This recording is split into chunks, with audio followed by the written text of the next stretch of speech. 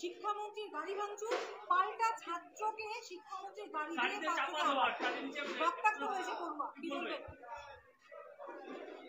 গোটা পশ্চিমবঙ্গে ক্যাম্পাস রক্তাক্ত হওয়া 2011-র পর থেকে শুরু হয়েছে সরকারি দায়িত্বে।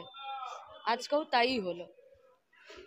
সরকার যখন ক্ষমতায় থাকে, দায়িত্বে থাকে, তখন তাকে নমনীয় হতে হয়।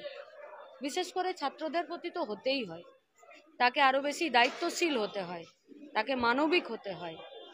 এবং সরকারের তো কাজই এটা যে আমার কাছে কি দাবি আসছে, সেই দাবির পরিপ্রেক্ষিতে আমার কাজ কি হবে, তার কতটা দাবি মানতে পারছি। আর সেই দাবিটা না মানতে পারলে যতটা মানলাম, তারপরে আবার ছাত্ররা, সাধারণ মানুষরা, এরা সব বিরোধিতার জায়গায় থেকে আন্দোলন করে। গণতন্ত্রের তো সংজ্ঞা এটাই, সংসদীয় গণতন্ত্রের সংজ্ঞা এটাই। কিন্তু একতরফা ভাবে যদি কেউ গায়ে জোর দেখায়, আপনারা বলুন না, কতদিন বন্ধ আছে কলেজ ইউনিভার্সিটির নির্বাচন? কেন? সমবায়ের নির্বাচনগুলোতে বামপন্থীরা জিতছিল বলে এখন সমবায়ের নির্বাচনগুলো পঞ্চায়েত নির্বাচনের আদলে করতে শুরু করে দিল। কোথায় হলো না? দুর্গাপুর, তার সঙ্গে এই বিগত 4-5 দিনে যতগুলো সমবায় নির্বাচন হলো, তাই তো। এবং এটা তো আমরা প্রথম থেকে বলে আসছি যে সরকার যে ভূমিকা গ্রহণ করছে, তাতে সরকার গোটা রাজ্যের মানুষকে নৈরাজ্যের পথে যেতে বাধ্য করছে। এই ছাত্ররা তো ভেতরে ঢুকে তারা তাদের দাবির কথা জানিয়েছিল, বলেছিল। এরা সব মুখে বলে, নোটিফিকেশন জারি করে না। ফলত ছাত্রদের দায়িত্ব সরকারকে নিতে হবে। স্কুল কলেজের নির্বাচনের, ইউনিভার্সিটির নির্বাচনের দায়িত্ব সরকারকে নিতে হবে, করাতে হবে, গণতন্ত্রকে প্রতিষ্ঠা করতে হবে। একটা অগণতান্ত্রিক ফ্যাসিস্টিক কায়দায় চলা সরকার সম্পূর্ণ দুর্নীতিতে যুক্ত আছে। সেই সরকার পারে নাকি একটি বাচ্চা ছেলের উপরে গাড়ি চালিয়ে দিতে?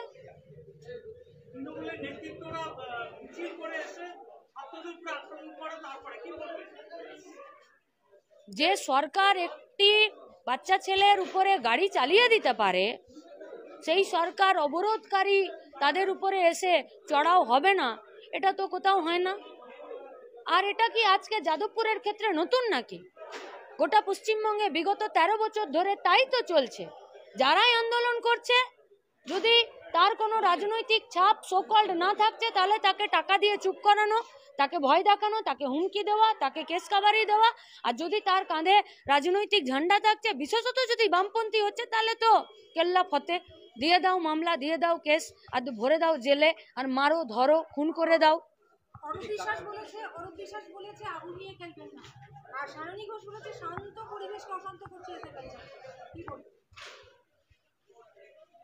একটি শিক্ষামন্ত্রী, তিনি একটি বাচ্চা ছেলের উপরে গাড়ি চালিয়ে দিলেন, এটাকে যদি উনি শান্ত পরিবেশ বলছেন, তাহলে আমাদেরকে ভাবতে হবে যে আমরা কাদেরকে এমপি করছি।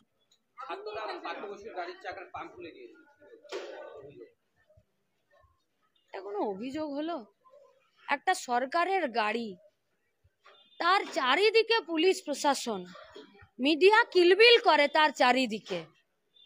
কোন অ্যাঙ্গেলে ছবি চাই আপনার বলুন না? এগুলো কোনো অভিযোগ? আর একটা চাকার হাওয়া খুলে দিল, আর তুমি বাচ্চাটার খুলি ফাটিয়ে দেবে?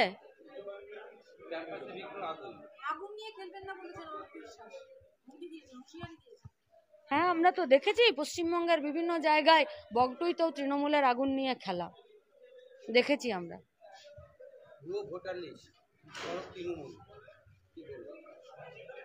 কি বলবো বলুন, এগুলোকে নিয়ে মানে বলতেও আর ইচ্ছে করে না।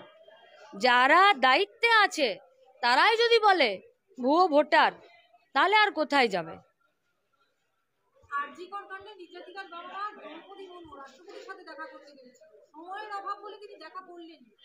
দেখুন, এই যারা রাষ্ট্রপতি আছেন, যারা মোহন ভাগবত আছেন, যারা বিজেপির পার্টি আছেন, আপনি তাদের আদর্শের দিকে তাকান, তারা মনুবাদীতে চলে।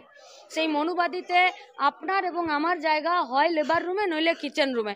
তারা একটি মেয়ের ধর্ষিতা হয়ে খুন হয়ে যাওয়ার বিষয়ে তারা এই একবারে নির্যাতিতার পরিবারের সাথে দেখা করবেন? এর আগেও তো স্বরাষ্ট্রমন্ত্রী এসেছিলেন, দেখা করেছিলেন? করেননি তো। যেদিনকে মোহন ভাগবত এসে বলে দিয়ে চলে গেলেন যে আরজি কর কাণ্ডে এই রাজ্যের মুখ্যমন্ত্রী যা স্টেপ নেবেন আমি তাদেরকে সম্মতি জানাবো, তাদেরকে সমর্থন জানাবো, তারপরের দিন থেকে বিজেপির নেতারা কোথায় ছিল?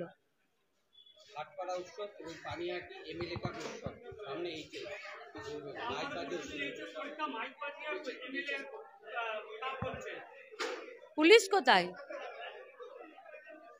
আইন শৃঙ্খলা ল অ্যান্ড অর্ডার ঠিক করবে কে? আপনি, আমি? আপনি খবরটা তুলে ধরতে পারেন, আমরা জনমত গঠনের জন্য মানুষের কাছে যেতে পারি, কিন্তু এই সিচুয়েশনগুলোকে কন্ট্রোল কে করবে? পুলিশ তো। তাহলে পুলিশ কোথায়? কোথায় পুলিশ? তাহলে একইভাবে আজকে মিনারপুরে যে আজকে সভা হলো কক্সবাজারে স্বামীর জন্য কি বলবো? পুলিশ পারমিশন দিয়েছে তো, আমাদের তো বাইরে মাইক ছিল না, ঘরের ভেতরে তো। আর আমরা এটুকু বলতে পারি, গোটা এই সভা চলাকালীন সময়ে কেউ যদি এসে বলেন যে না এটা বন্ধ করে দিন, আমাদের কর্মীরা কমরেডরা কেউ এই বিষয়ে একটা শব্দ বলতো না। এর আগে যাদবপুর বিশ্ববিদ্যালয়ের অনুষ্ঠিত এবার শিক্ষামন্ত্রী ব্রাত্য বসু এর উত্তপ্ত শিক্ষামন্ত্রী কি বলবেন?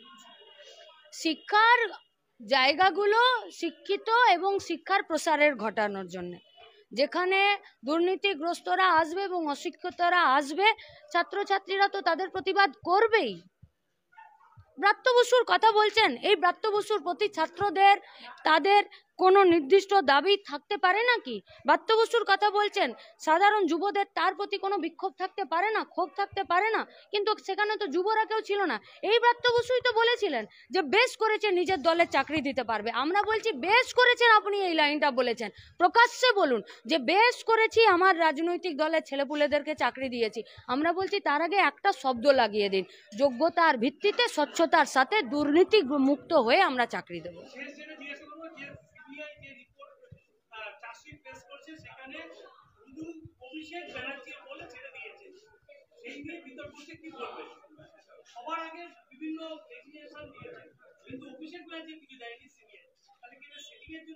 দেখুন, লাস্ট 2 মাসে আমার কাছে যা সমন এসেছে, আমার নামের পাশে আমার বাবার নাম এবং আমার ঠিকানা দেওয়া আছে।